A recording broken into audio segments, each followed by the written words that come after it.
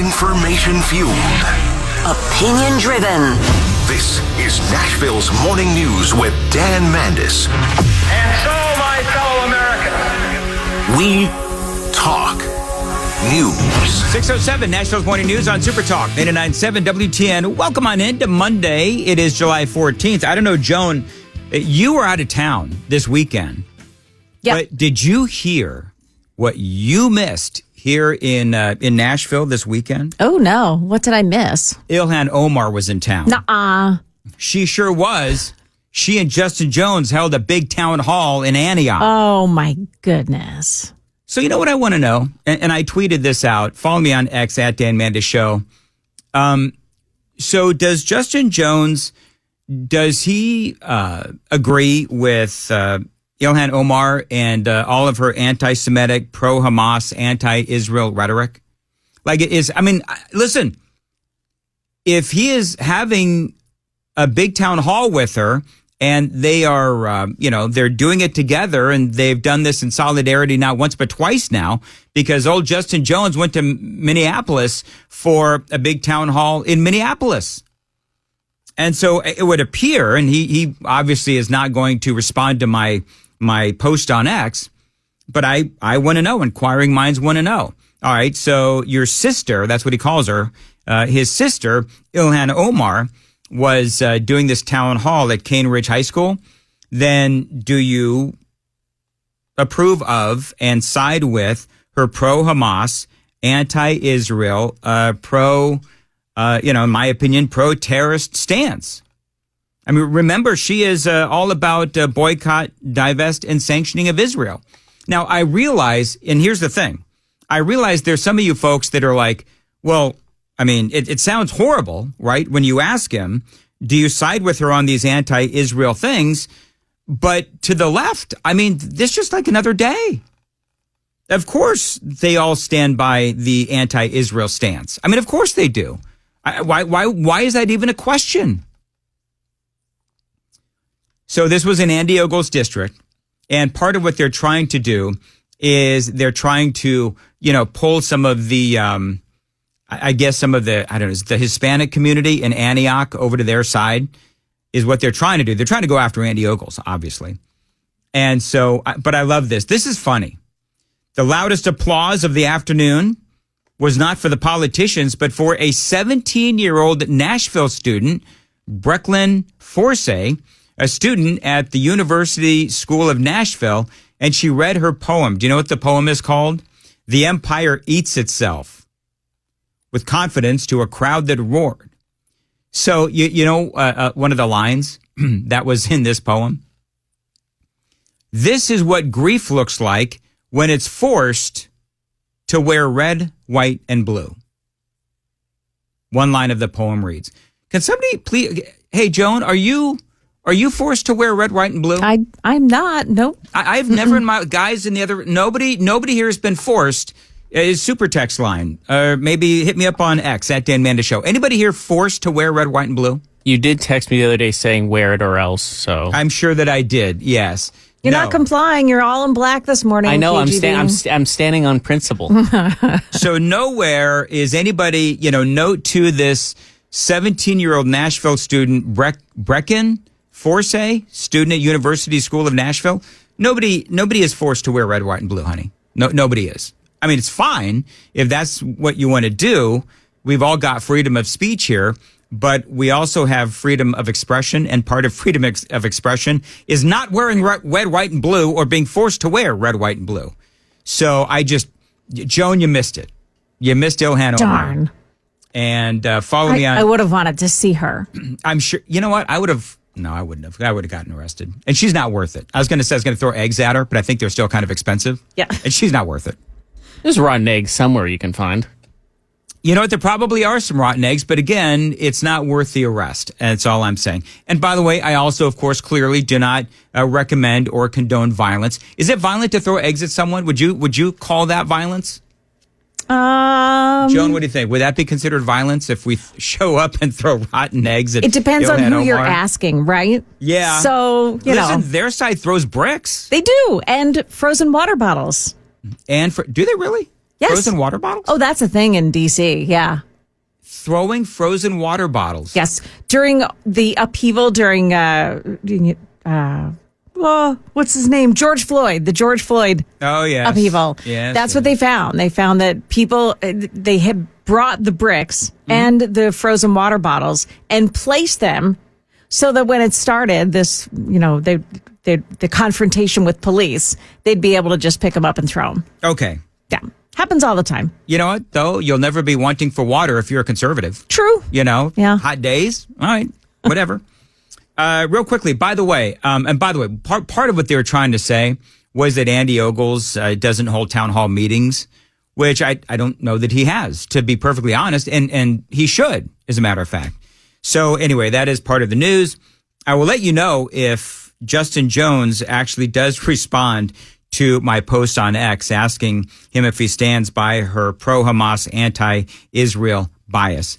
By the way, something a little different today. I am now posting on my X feed the Daily Dan poll as well. So if you follow me on X at Dan Manda's Show, the poll today is grade POTUS 6 months in, and A, B, C, D, or F. So the YouTube poll is now also on X. Now, I'm interested to see if we'll have a different response on X versus the YouTube poll. So on X, 51% give Donald Trump an A 6 months in. 43.1% give him a B. 5.9% give him a C. And nobody gives Donald Trump a D or an F. How about that? Yeah, right. So most people, I fall in the B category. Now, if it wasn't for Epstein, he'd get an A. KGB, what are people saying on YouTube? Roughly the same. 54% A, 31% B, 13% C, and 2% D or F. Well, that's because there are some haters on YouTube. Watch us on YouTube, by the way, if you want to watch the radio show. By the way, wearing a new shirt today, and it's very nice. And I also, like the texture of it. And also stupidly expensive. Should the new poll be, do you like Dan's shirt? No, it shouldn't be. Can I tell you why I have a new shirt? Because Chris Hand and I, true story. I'll tell you after the traffic. 6:15, time to check the roads on WTN. 16 on Nashville's Morning News on WTN. As far as your weather today, looks like we've got a high of 90 and possible thunderstorms as well. Appreciate you listening to Nashville's Morning News.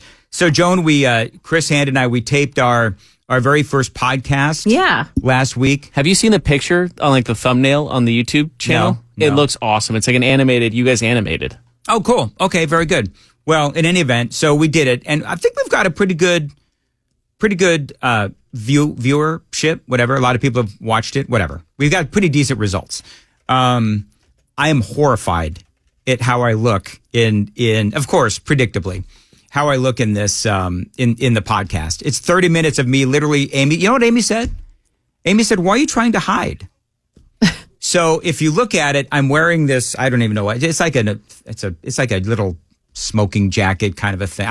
Whatever. Anyway, so Amy said, "Honey, we're going shopping for some new clothes." And that is exactly what we did. So I love it. I've got a whole bunch of new clothes, and she takes care of you. Well, because I'm going to be honest. If you go watch it, and this is not a ploy to try to get people to go watch it, but you can on all the socials. On YouTube, just search what the hell is it called? Oh, Mostly Peaceful with Dan and Chris.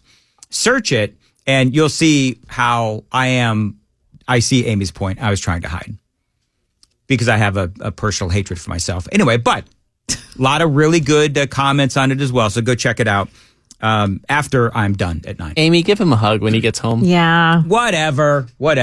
Anyway, so moving right along. President Trump, and by the way, we're going to do this at least once a week. At least once a week, we are going to do this. And so if you would, check it out. Now, President Trump, as Joan reported, is going to announce a new arms deal with Ukraine today. So if you think Tucker Carlson was having a crap fit over the weekend on Iran, wait till you see Tucker and what he has to say today regarding Ukraine. President Trump, there's a number of things going on. President Trump is thinking about sanctioning Russia and its energy sector Would the Republicans take that up in the House of Representatives and the Senate? Speaker Mike Johnson was on with Maria Bartiromo. I would. I think there's a big appetite for that in the House as well. I think tough sanctions are called for. I mean, Vladimir Putin has shown an unwillingness to work with President Trump to bring an end to this this unjust war on Ukraine. And we got to talk tough and we got to act tough. That's what he responds to. He's a bully, and if you don't treat him as such, then he'll continue to run his rampage through Ukraine. And we've got to bring an end to that. We need peace in this conflict. It's long overdue. All right, so here's the deal: whatever sanctions we impose, they got to hurt, man. Like, I am so tired of this sanctions crap because it seems like these sanctions, they don't do anything. I mean, Joe Biden, trust me when I say I understand Donald Trump is a far cry from Joe Biden. But let's be honest that these sanctions have never really done much against Russia. They just don't, never really have. And there's a reason for that. The reason for that is that Russia, they're able to sort of scoot by the Western sanctions because they work directly with the likes of, India and China, North Korea, and Iran. And so the sanctions, they don't really have the impact that we're trying to inflict upon Russia. And so they've learned to do business with countries not always friendly to the United States. And again, I named the big three: China, Iran, and India. They have oil tankers that are really off the grid, if you will. They call them shadow fleets. And as far as goods go, well, they could just as easily go through other third-party countries to do business with. So Biden, of course, as everyone knows, tried to sanction Russia before they went into Ukraine. Didn't do a darn bit of good. Jack Keane is a retired general and a Fox News analyst. What we have witnessed now for so many weeks is certainly an honest attempt by the president with Putin to get him to come to the negotiating table. And remember, it was a minimal request. We were talking about a 30-day ceasefire. And here we are many, many weeks later, and what has Putin done? He has escalated the war rather dramatically, and particularly against Ukrainian citizens. He's trying to break their will in support of the government to force Zelensky to come to the negotiating table with Russia and make some serious concessions that Zelensky is obviously not prepared to make at this time. So Trump has obviously tried big time to end this war. He really has. I believe that he misplayed this into thinking that he would be able to have this war done on day one. Remember Donald Trump? I'll say it for the left. This is one of those issues that Donald Trump was a failure at. I'm just going to tell you, he failed. He promised day one and it didn't happen. Obviously, he misplayed it. So moving on from that, because the left is, of course, having that field day with a broken promise, but Trump has tried. You cannot deny that Donald Trump has tried. So now what's next? Well, here's what Trump needs to do.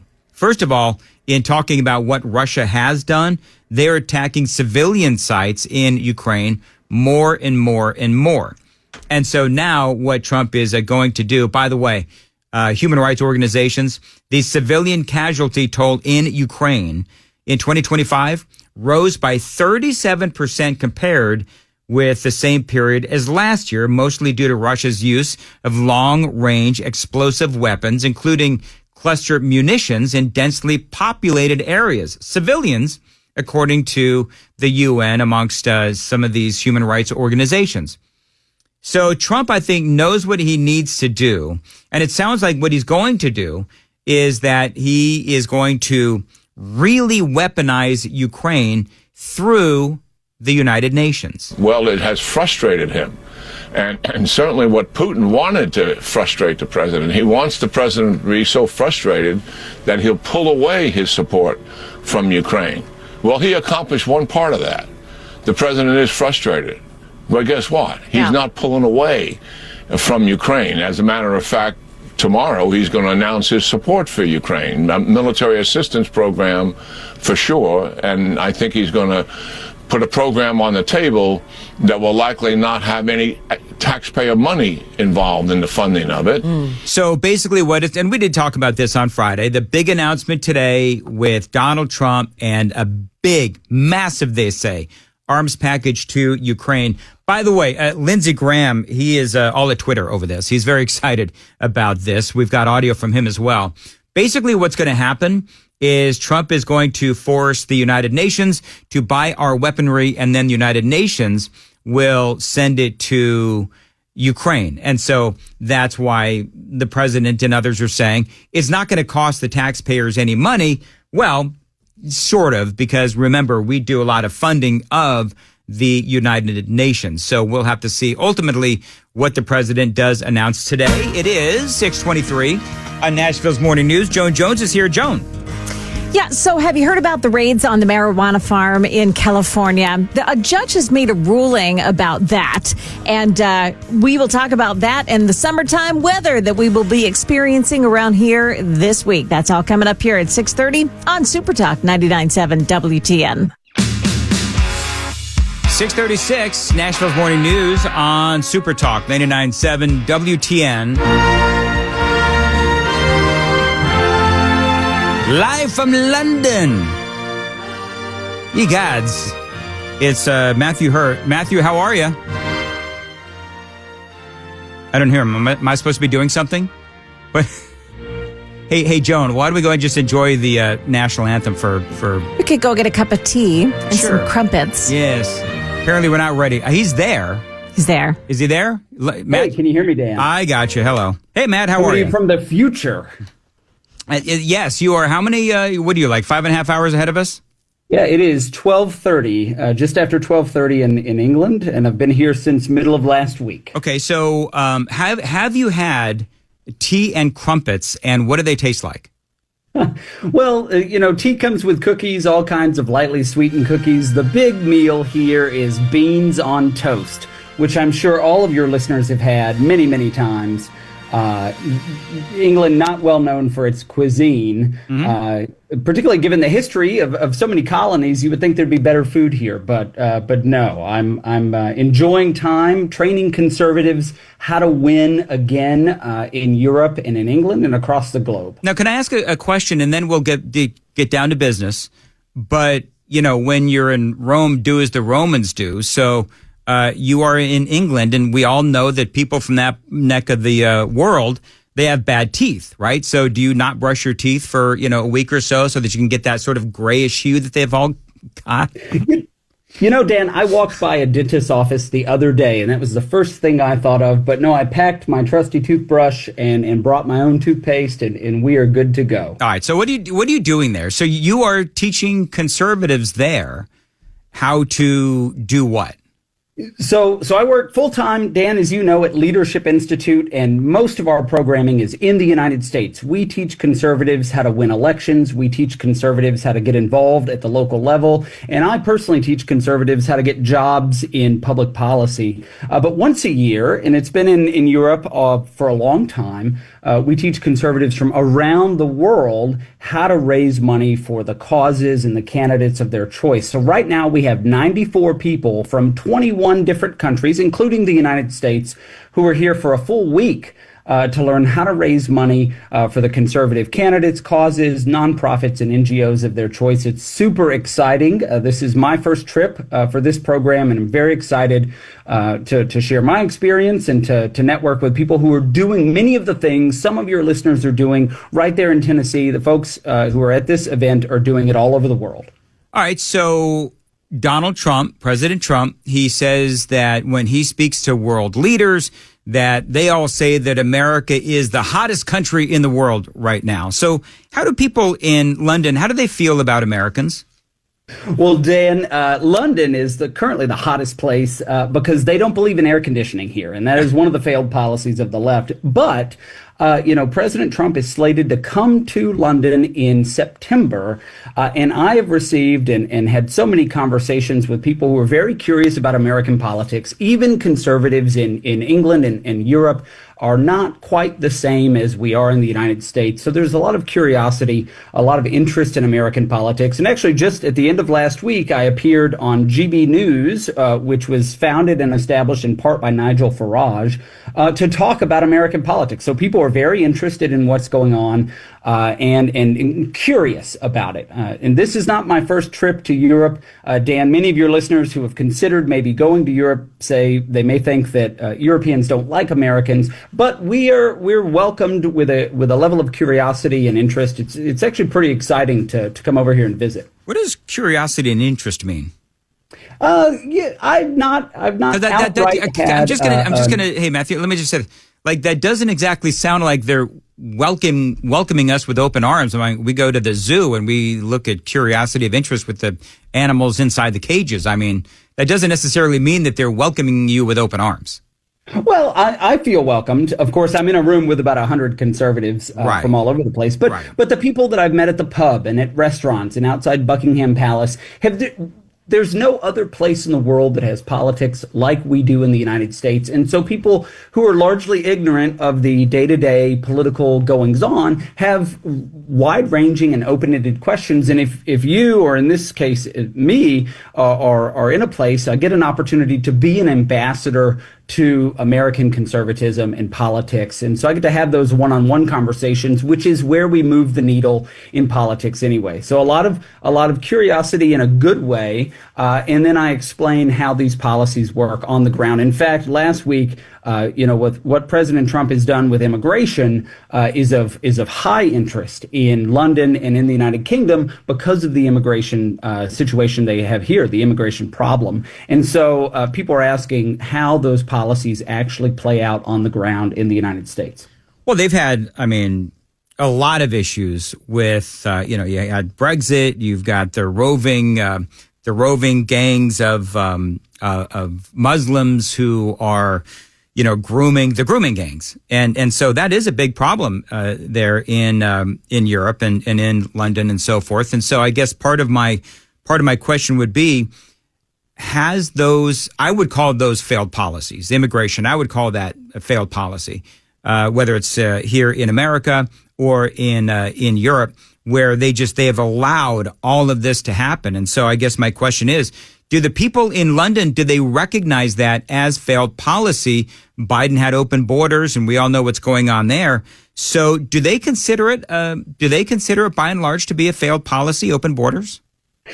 Every country needs borders. Every country needs a shared language. Every country needs a shared culture. And the thing that we do, I think, really well in the United States is when people come to the U.S., within about a generation or two, they are fully assimilated into American culture. That does not happen anywhere else in the world. So what I've seen in London over the last 4 or 5 days I've been here are segmented, separated cultures who do not engage with others. In fact, Dan, I took a walking tour on Saturday with somebody who was probably an avant-garde comedian and cultural figure, and he was dressed as a woman.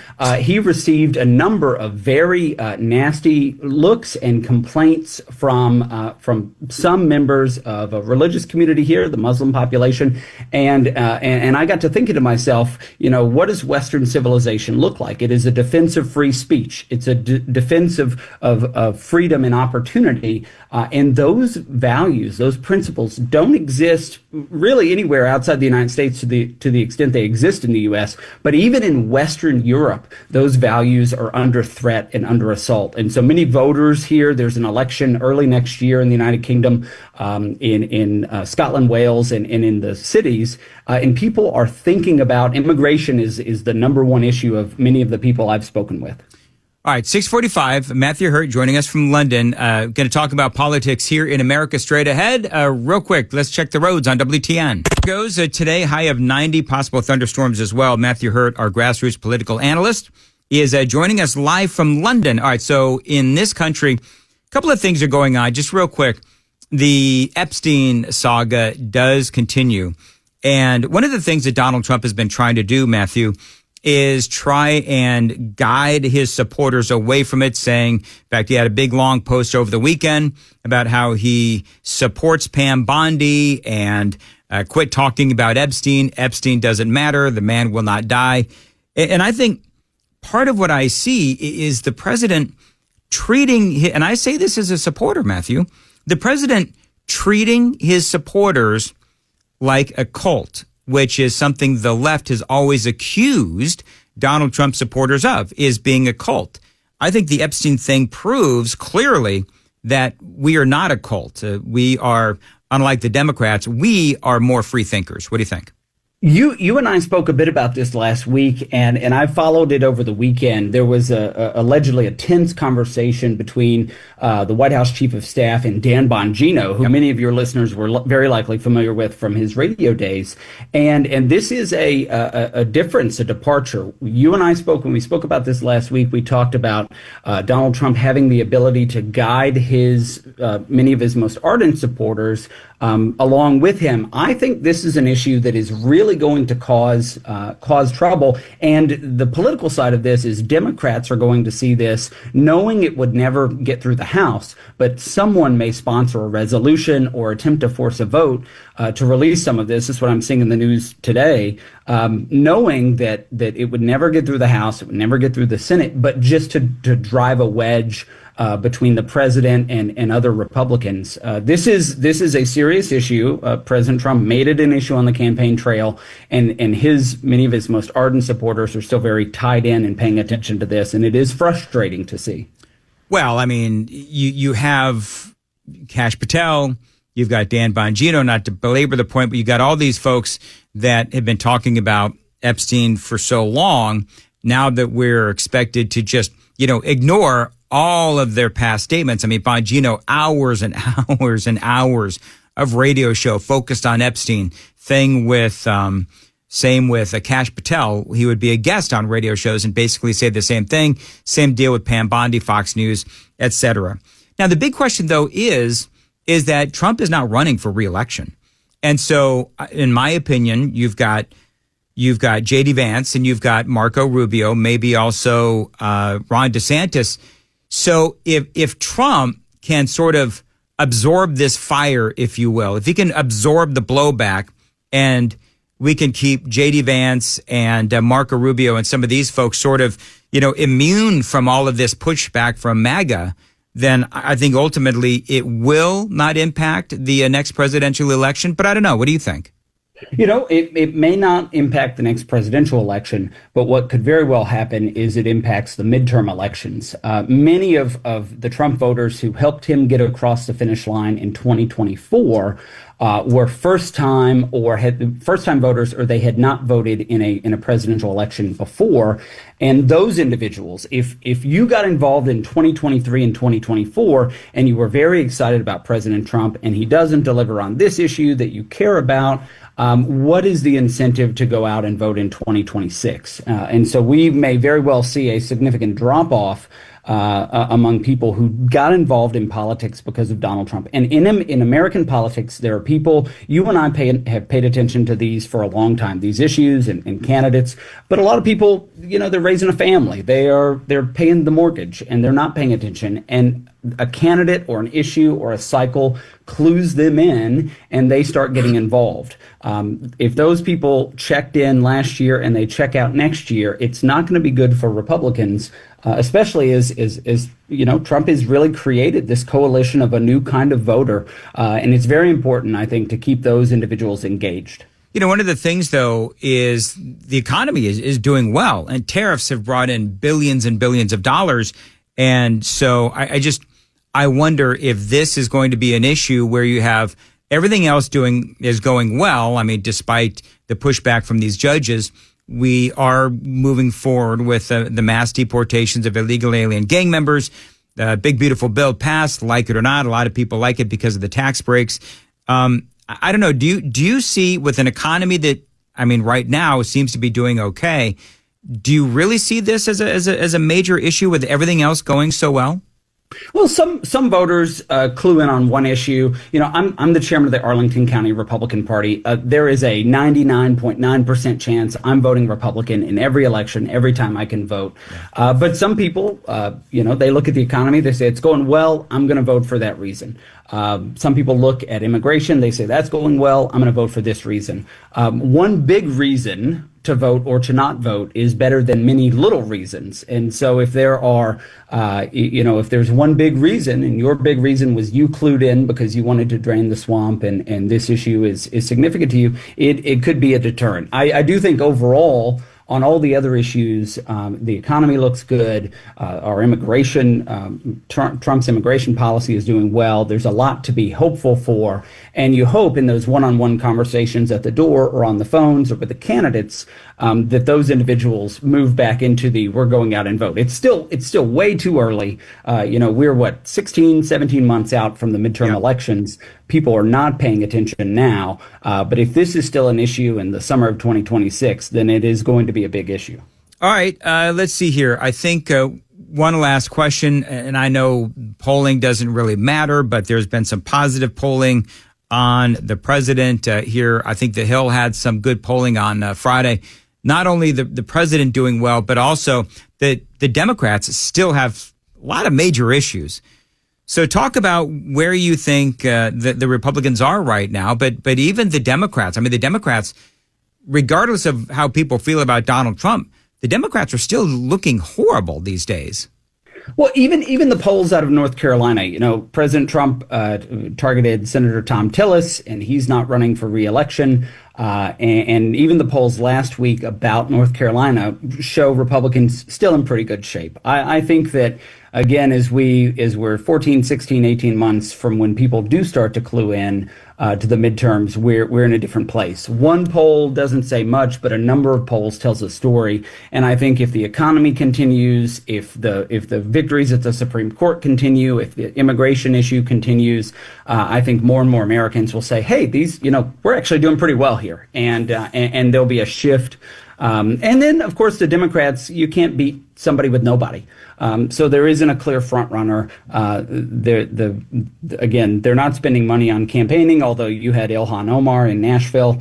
And so people are beating the drum. But again, most voters are not yet paying attention. Ilhan Omar in Nashville. So I sent out a tweet to Justin Jones, because Justin Jones sent out a tweet, said, his sister is in Nashville, and they're in Andy Ogle's district. And I guess what they're trying to do is draw attention to the fact that Ogles has not had an in-person town hall. And so the thing that I tweeted back at Justin Jones is, okay, so do you support her pro-Hamas, anti-Israel, opinions? She's all about BDS, and she supports, Palestine and the elimination of Israel, all that stuff. And, as I would just say this as we wrap this up, we all find it abhorrent that you have people serving in our House of Representatives that are pro-Hamas, are anti-Israel, are pro-BDS movement, and we find it horrifying. But it's, for the Democrats, just another day. And on messaging points, Dan, you take a moderate Democrat who's running in a toss-up district, making them apologize or defend that position will bring voters into the Republican camp. And so that's the opportunity there on messaging is how far left is Ilhan Omar, and why are rank and file Democrats supporting her kinds of policies? And I think that is untenable to the American people. There he is. Matt Hurtt, we'll see you when you come back to... when are you coming back, by the way? It's a great question. I've got a couple of trips to Europe left, and but excited to be back to visit family pretty soon in the greater Nashville area. All right. Well, you have fun with that beans on toast, and we'll talk to you next time. Matthew Hurtt, live from London on Super Talk 99.7 WTN. It is 6:54. The Super Text line, by the way, is open, 615-737-9986. Far and away, Joan, the thing that people took away from that was beans on toast. Why would they put beans on? What kind of beans? What kind of savages are these people? Right. They're in London. Insane. No wonder why we wanted to get away from them. It's exactly right. Beans on toast. I should. That's the sole reason. Nothing else. That's it. What kind of beans do they put on toast, by the way? Is it that's what I wondered too. Just beans. Baked beans. They got like 50,000 baked beans. Baked beans on toast. Okay. Joan, just accept it. President Trump's big announcement that's coming today. We've got details on that. Also, Nashville's hot job market. We'll explain coming up here at 7 o'clock on Super Talk 99.7 WTN.